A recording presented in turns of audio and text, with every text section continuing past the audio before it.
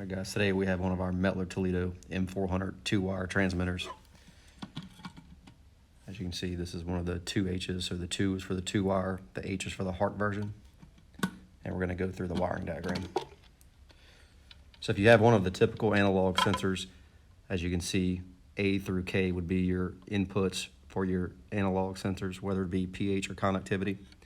And then over here on L and M, L would be for your white for your 1-wire, and M, your red for your ground. And then over here on TB1, 10 and 11 would be your heart, your 2-wire, your loop power on 10 and 11. All right, guys, now that we have our M400 2-wire transmitter wired up properly, we have our digital sensor, the white going to L, the red going to M. You can see it's not recognized the sensor because these transmitters come default to analog, the big A. The digital is going to be the big B on the left side. So to get there, we're going to hit the menu button to quick setup, hit enter. Enter through. We're going to change the analog to the ISM, Intelligent Sensor Management.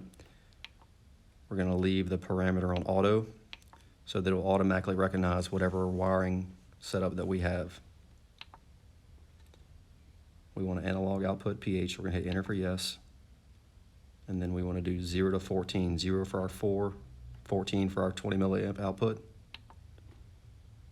And then we do not want to use a set point. We'll just enter all the way through. Now it's going to change from analog, and it should recognize the digital sensor.